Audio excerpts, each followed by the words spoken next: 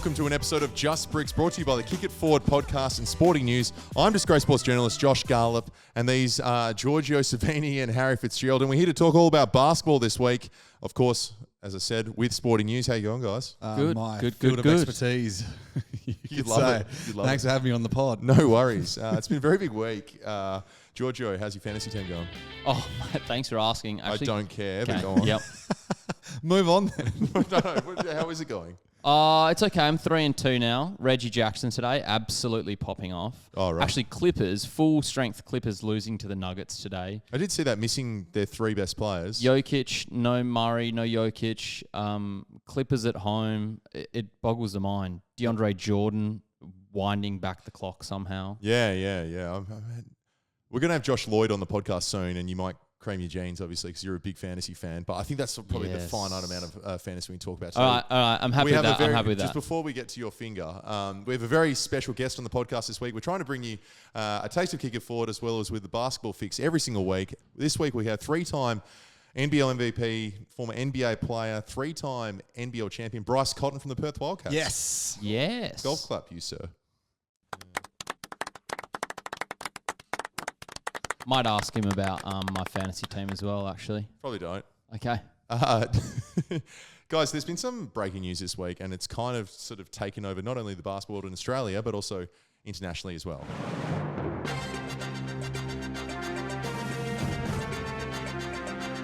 Wow, this is like a real newsroom. Yeah. Well, don't touch any of the walls; they might fall apart. Okay. No, they fall apart without us touching them, actually. That's right. I got the drill out. Oh, you got the drill out for the poster. It's not going anywhere now. Josh Giddey, the boomer and Oklahoma City star. There's a huge story this week. Basically, there was a tweet that came out that suggested that Josh Giddey had an indecent relationship with an underage woman. Now, that sent sort of Twitter into a spiral. Since then, there's a couple of things to note. So this guy, he's the face of Weet-Bix, which now have removed him from all their advertising so far. That was of today. So that's about $40 million that contract's worth. Do they want us? For Weet-Bix? Do Weet-Bix want us? I don't think they want us. How many do you do? I used to do 8. Is that it? That is it. Probably explains why you're 6'8", 959. There's more serious things at play right now. But, okay, Yes. So the Oklahoma City Thunder player Josh Giddey is dealing with this accusation. He spoke about it. He hasn't stopped playing. A key thing to point out is while there's been an accusation and it's been on Twitter and it's since been deleted, the police haven't been involved. The NBA are doing their own investigation. The team themselves have stood behind him. Even Brian Gorgon, the coach for the Boomers, came out today and said that he's flying over to the US to support Josh Giddey.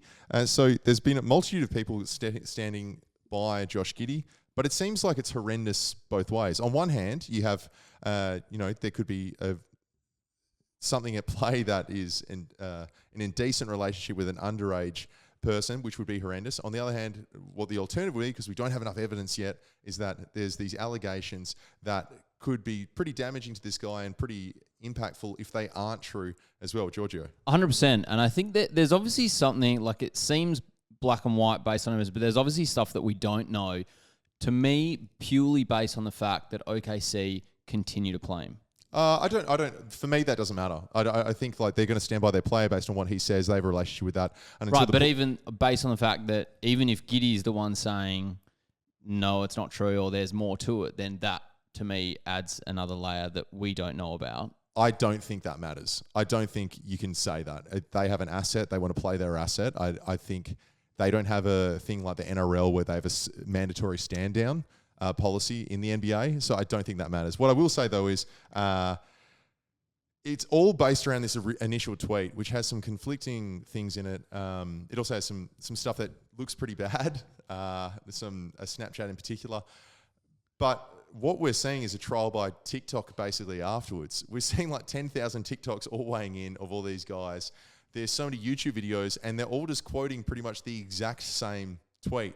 There's no new extra information. It's the same thing. Even like some of the YouTube videos, they'll be 13 minutes long, and the first 5 minutes are telling you to subscribe to their YouTube page, and then they just show versions of the tweet. What's the tweet exactly? The tweet shows multiple shots of him with what they allege is an underage so the photo person, and there's also some talk that potentially they might not be the same people in those photos. But the moral of the whole thing is that we need more information, and that'll probably come out hopefully in the next week or so. Australian basketball fans are very invested in Josh Giddey, but there's so much more to play out, and I think everyone's just going to be watching this pretty closely. More breaking news? Please. It's exciting when you hear that music, but also a little bit nerve-wracking because you're not sure what kind of news is going to come your way.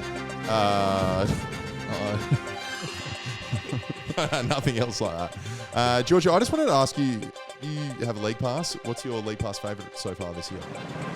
What do you mean by that, my league pass Who's favourite? a team that you like tuning into that's not necessarily a primetime team that you have the luxury of watching? I've had a soft spot for the Pelicans for years purely based on fantasy assets. I was all on the Zion hype train, and I still stand by Zion, even though he probably has underperformed. But Pellies is who I love to watch. I don't know, fun team to watch. Bit of an underdog, fun team. But, you know, there's lots of fun, big clashes nearly every day. You can jump in on and watch. It's the fun of NBA. So many bloody games. My Celtics and my Wolves over in the West. You've always been on the Timberwolves. Yeah, they've been going pretty well, which is good. I'm happy with that. Yeah, you've always been on them. And the Celtics the same year as well. Who's your favourite Timberwolves player, Harry?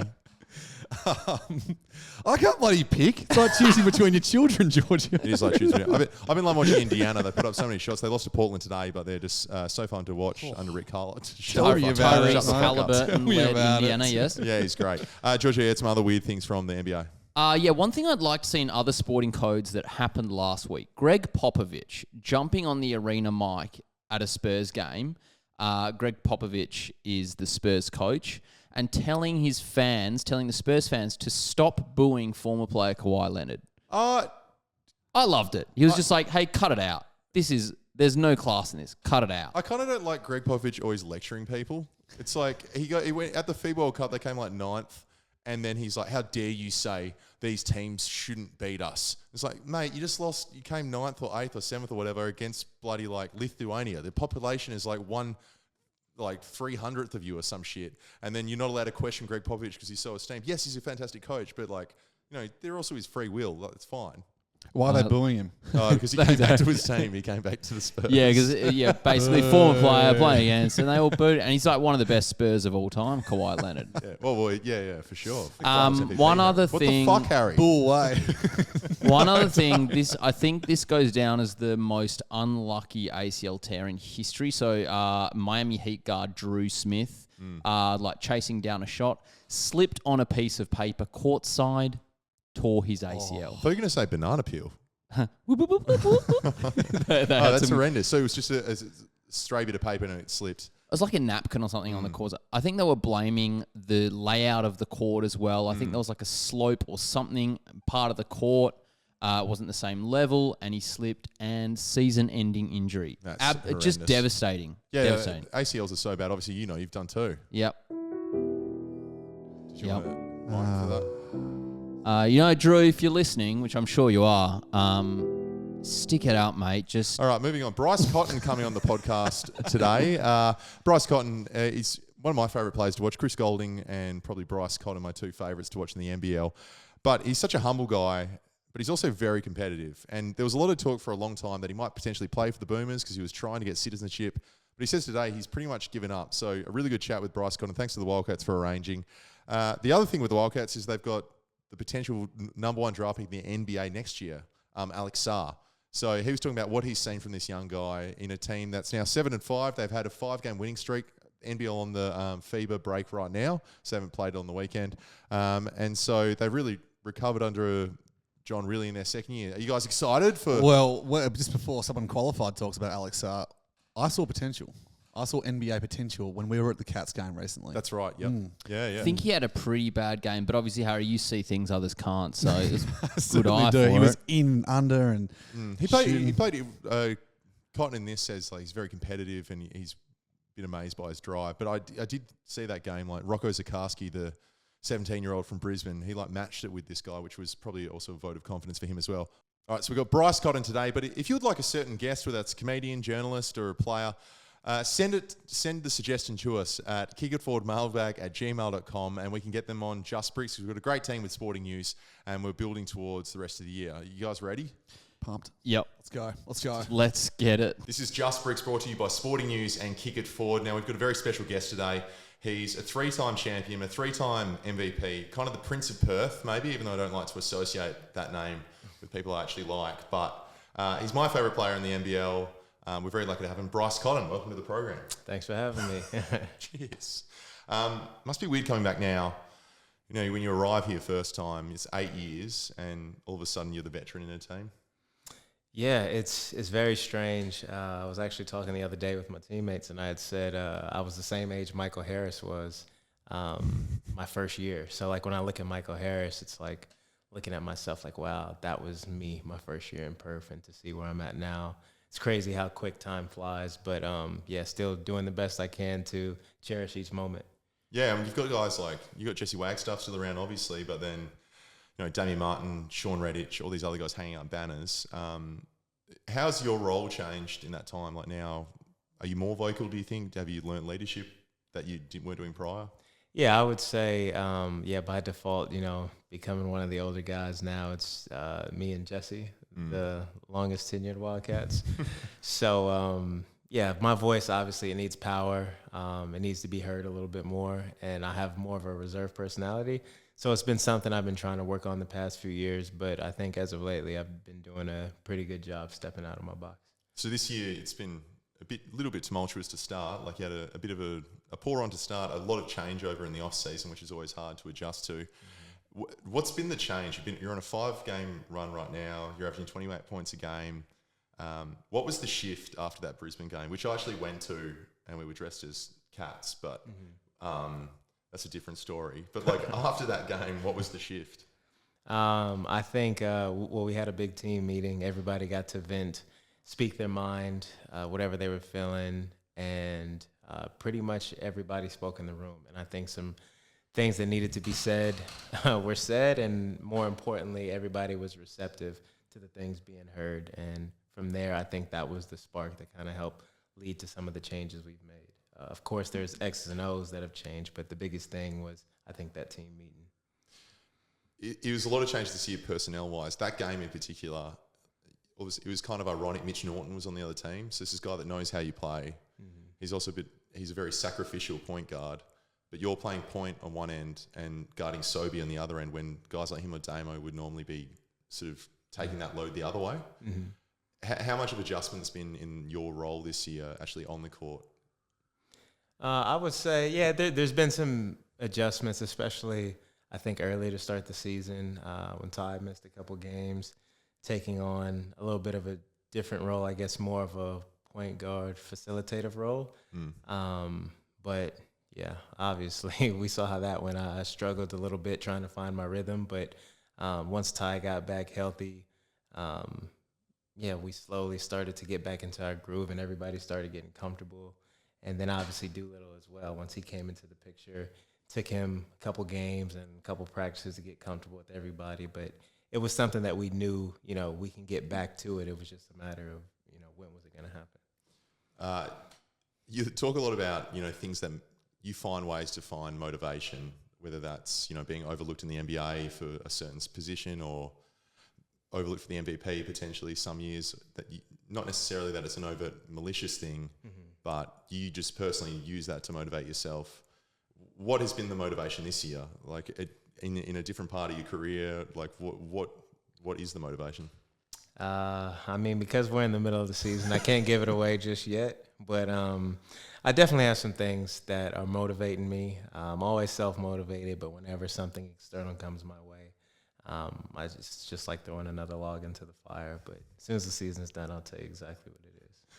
Do you find it funny that people think you're so laid back when, you know, in your head, you could be a bit crazy, not in a good way, you know what I mean? How do you separate the two? Because a lot of people don't know how to. No, I don't find it crazy that people find me so chill, because obviously that's the side I give off when I'm not on the floor.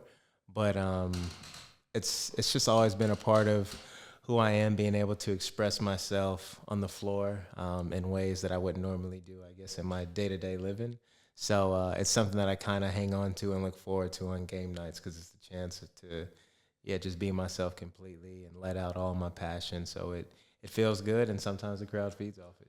Is it annoying that Australians don't talk more shit on the court? When I first got here, honestly, it was an adjustment for me. I remember saying, like, man, people are just so nice out here. And that's probably why a lot of people thought I was so cool, calm, and collected. And then when altercations have kind of happened here and there, banter with other teammates, they thought it was like far-fetched. But that's what I'm used to. That's how I like to play.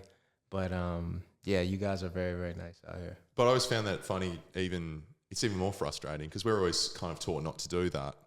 Then you see guys like Steve Adams or like Josh Giddey even, who are pretty quiet. But if they're dropping 30 on you, does that hurt more if they're not? If you're like Chris Golding has 40 but doesn't say anything. Yeah, sometimes that could be annoying because you want to get a rise out of the player, and sometimes when they're just so cool, calm, and collected, it makes it that much more of an insult to injury. But yeah, luckily we haven't been on that side of the stick too many times. Usually it's guys talking, so it's a little bit of back and forth. I'll take you back a bit. So your last stop, you've had other stops along the way, but your last stop prior to here was Turkey. Is that right? And a lot of guys go there, or they go to Russia, or they go somewhere like that. And there's this stability here in Australia, whether it's actually getting paid or, we're so far away from everything in Perth, both, and it's pretty nice. How do you think that compares to when you think back of like when you played in Turkey and things like that compared to now? I think there's drastic differences, but I think being able to play in all those different places before coming here helped me appreciate Australia for what it all really does bring. Because I think before I came here, I played in China and Turkey as well. So just seeing, I guess, the pros and cons to playing over there, living over there, and then coming here, it was like, oh my God, like this is heaven. Yeah. But I feel if I would have came to Australia first, like when I left the NBA, I wouldn't have appreciated it to its fullest extent, because then that would have been my expectation of what playing overseas is like. But playing in those places first gave me the reality check, and then this was just like, oh, okay, this is beautiful. This is not the normal experience for playing overseas. Do you still feel like you're from Arizona, or do you, when people ask where you're from, do you say Perth? I'm still from Arizona, but if I come across the right person, I will entertain myself and tell them I grew up out here, and see how far that conversation will go.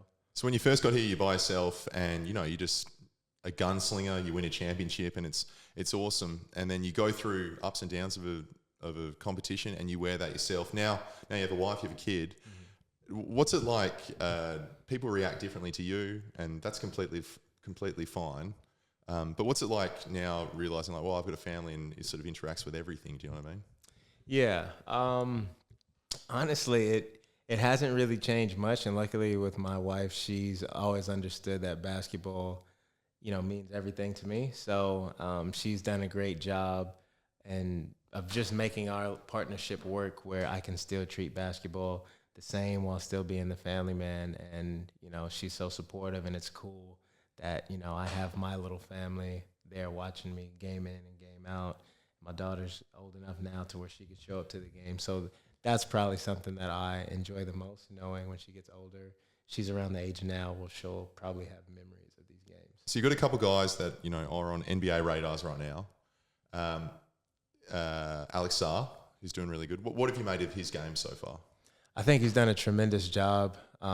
He's learned pretty well on the fly, and I think the biggest thing with him is he has no ego. For a guy that's, arguably going to be a top 1 or top 2 pick, you would think he'd have an ego the size of this room, but he doesn't, and it doesn't matter whether it's me giving him a suggestion, Jesse, or a DP, he's all ears, and he's just ready to learn, and I think that's going to be the testament to how good he could really be as a player down the line. But as far as this season goes, I want him to do as well as he can do. And, I never want to see him again, because that means he's in the NBA doing his thing. So hopefully we all can get something out of this. Is it a bit surreal? This guy who's playing a modified role off the bench, he's, being hyped as the number 1 or 2 pick. What have you noticed, whether that's at training or that's in the game, like athletically or his own basketball abilities that people probably wouldn't be aware of yet? That he's not afraid of the moment, and Alex, he has a pretty reserved personality as well, but I spotted early on, he's not afraid of a little confrontation during games, and he's got a little bit of a spunk about him, which I didn't really expect when first meeting him. But like I said, being on the floor with him, he's got like that white line fever, as they call it, and I love that about him. So that stands out a lot. Does he like the comparisons with Wembanyama, or does he hate it? I don't know if anybody asked him that, but who knows? Who knows? I don't know if he does or doesn't. So there's a lot of scouts coming to games now, and the NBL's grown so much to the fact that, it is a really good pathway for players. Are guys coming up to you that are NBA scouts, you've just dropped 37 in an overtime game or something like that, and saying like, geez, you could still, be a role in a team, in an NBA team? Does those conversations happen at all still? Nah, like they never come up to me personally or anything, but I think I'm at the stage in my career where it doesn't, like, I don't need them to tell me that. Like, I know what I can do, and I just focus on playing where I'm at. But it is cool to know that I'm still able to do this, and being in front of NBA scouts and all that. It's just, who wouldn't want to play in environments like that? So it's still fun, but I'm not really looking for the validation, if that makes sense. If the offer came, I don't know, random offer, it's such a silly question because, the answer's probably yes, but for yourself, would you still want to go over and, like, I don't know, spend a full season contributing to a team if the fit was right? Absolutely, yeah. If it was, a guaranteed contract, I'd be over there for sure. Throughout your whole career, you've had a lot of setbacks. You had the early issues with epilepsy, and then you've been overlooked for spots for college. You end up at college, kill it. You've always controlled what you could control. Mm-hmm. Now, Australian bureaucracy gets in the way. How's that been like to deal with when something that seems so straightforward, has been straightforward for other people, hasn't been so straightforward? It's only fitting that's how my life goes. But I don't worry about it too much, and I think luckily because the Olympics, it was never I guess a real goal of mine. It was something that kind of came up that could have been a cool opportunity. So it doesn't weigh on me as much as it does, I guess, some of the Red Army fans. Yeah. But like I said, it was a cool idea to entertain for however long it lasted. But now that that's not going to happen, I'm not really losing any sleep over it either. So you've kind of given up completely now at the prospect of it? Yeah, I'd kind of given up on it a while ago, but I'm just voicing it now more. So hopefully people stop asking me about it. Okay, I'll just delete all the rest of the questions then. It's a shame because I love watching their offense, and I can just picture you. They could have used you so much in the World Cup in particular, someone to create their own shot and just sort of stare down the other opponent regardless of who they were and everything. I was in my head picturing it. Yeah. But that's all right. What's your goal throughout the rest of your career, do you think? Like, what would you like to achieve? So again, I have a couple things in my mind that I know I want to do, but I'm a very superstitious person, so I can't say it. But if I do it, I'll let you know right away. Okay, it'll probably be a post on Instagram or something. So are you superstitious before games then? Yeah, I'm superstitious all around. like, do you have lucky socks? Do you have a very strict routine you do every game day, or like how is it? Yeah, for the most part. So I'll eat the same breakfast, the same lunch. Usually I'll watch some type of stand-up comedy before the game to just kind of loosen me up because I get really, I guess, on go, so to speak, come game time. So that stand-up comedy just kind of relaxes me, and then I'm able to flow into the game, I guess, with a better energy about me. What have you been watching lately? Shane Gillis? Nah, I have not been doing that. Usually it's some older stuff. So it could be Martin Lawrence, Richard Pryor, which is before both our times. But you name it. It just kind of depends on my mood. But it's a recycle of just different things I've seen. Or Cat Williams. Do you still follow the NBA? Do you watch it more now than you might have previously? Because it's, I don't know, it would be frustrating at some point. I don't watch it as much as I did growing up, but I watch certain players now. So I'll watch Dame any chance I can get, Steph, and those are probably the main ones. Like Dame and Steph, I try to watch because those are guards, especially Dame, around my size. Yeah. And then with Steph, he gets held so much. So do I. So I just like to study how he moves without the ball. Well, that game, the early games this year, you were so heavily scouted, and I guess you guys were just still figuring out your offense and clicking and things like that. It looked frustrating to watch because there was double and triple teams coming, guys face guarding you. So do you look at how Steph does it because he's so good at it and try and sort of emulate the same sort of techniques? I wouldn't say necessarily emulate it, but just he never stops moving. So like even if it's not double teaming, another guy on the other side of the floor has the ball and they're penetrating into the lane, Steph might move from the corner to the top of the key or something like that. So just kind of always having my feet moving. It keeps the defense's head on a swivel as well. So even if I don't get the shot, that creates a shot for my teammate with the ball because they're so worried about me. Well, that was the other thing I noticed early in the year was previously guys like Jesse Wagstaff, they would just get so many layups from the overhelp. And it's only these last couple of games that started happening again. Yeah. So how do you restart that? Is it just knowing the offense better? Is it just reps because it's a new group? Like how do you get that going? Because that ultimately opens up you more as well. Yeah, I would say from a team aspect, it's just having more reps, building the chemistry. But with Jesse, I've been playing with Jesse since I came here, so that's kind of etched in stone. That's like riding a bike. We got really, really good chemistry. I know where he wants to be. I know how he likes to play, and vice versa. He knows the same for me. He wasn't getting on the court for a bit, and since he's come back, it's been great. Like, was there a conversation had where someone said, "Hey, we actually need this guy to, he just gets it," or like, how did it come about that, his minutes spiked all of a sudden, and obviously it's working? I'm not sure exactly how it came about, but it's an unwritten rule when you're, just losing game after game by default. You got to try something new and see what sticks. So I think that was one of those things that we tried, and so far so good. You mentioned Dame before, that you love watching him. He's about 6'1". Generous. What do you like about his game?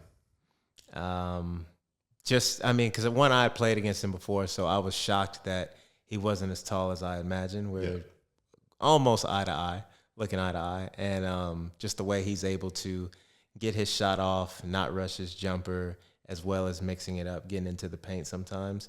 I like that balance that he has. And I think for me, it's the same thing. Like, yes, I got the ability to shoot from outside, but trying to pick and choose those balances of when I want to score from deep, and sometimes maybe I need to get into the paint because I can create a shot for me. Or if the defense is so worried, they might send 3 people into the paint. Now I can throw it to whoever in the key. At the 3, and then somebody's wide open. There's another young guy with you guys, Ben Henschel. He had a huge game to start the season. He's in and out of the rotation. But what have you made from him at training? Because he was such a really talented junior. He's still so early on, and sometimes when you have a really big prospect and scouts at games, he can get a bit of attention himself. What have you made of Ben so far? I like the thing about Ben I like the most is just he's not afraid, and he's always asking questions, trying to learn more. But his skill set for his age, he's very, very polished, I would say. So it's only a matter of time as he continues to grow and build on that. But he's a hell of a player already, but he can really, really be good in some years to come for sure. You said you're not going to reveal too much, obviously, but have you picked a couple rivals this year that that is motivating you a bit, like from the games we've had, or maybe it's something to come? Is that in your mind at all? A rival, like of a team? Well, not necessarily a team, but like every time you go against this one guy, you're like, I know I want to perform, I want to outscore him. Maybe it was Casper Ware previously, but is there a guy like that in the league for you right now? No, I usually treat everybody as blurred faces. For me, that helps me just continue to play at the same level every night, because once you start to give one game more importance than the other, I feel, for me anyway, that's where you'll have a spike in your performances. So, it's a me versus me type thing. You've achieved so much. I've just got a couple more questions. You've achieved so much, mate. What's been the highlight still from everything, whether that was college or the 3 championships here? The biggest highlight, I would say, throughout my career might be winning the Big East Championship at Madison Square Garden. My mom and my older brother were in the building, and that was pretty cool, just, reflecting on how I had barely even gotten into college to, winning a championship against, I think Creighton was like ranked 15th in the country when we beat them. And they had Doug McDermott, who was the college player of the year. So to win that championship with my mom and my brother in the building, it was crazy to think, wow, like all the way from Tucson to Madison Square Garden, we did something that nobody thought would happen. I'm sure not even some of the Providence fans thought we would pull that off, but we did it. You did it, and the way you got there too, the way that there's so many players that were potentially ahead of you, and they were so late to offer you a scholarship as well. It's unbelievable when it sets up the rest now. Do you find it interesting too, though, your path through the NBA was a bit bumpy and you ended up outside of it, but there's a lot of guys, their careers have ended completely that were the same sort of age that you were playing against, that went to the NBA, but they only lasted 4 years and they don't play at all anymore. What's that like to reflect on? I think, again, it's just kind of a testament to how my life goes. Like, sometimes you may not always get exactly what you thought was coming, but you roll with the punches and you make the best of it. And one thing that I've always reminded myself of is, sure, I may not have played in the NBA as long as I thought I would have or should have, but the fact remains I still played in the NBA, and that was always the goal as a kid. So that's something nobody could take away from me, and I will always remain proud of myself for that. And then knowing, okay, well, once the NBA, I guess, kind of closed this door, I was blessed to find another one, and I've been thriving in that as well. So I kind of look at it as, getting the best of both worlds. I just had 2 more questions. How's your body? I know you've had a couple issues with your body over your career, but how's it feeling at 31?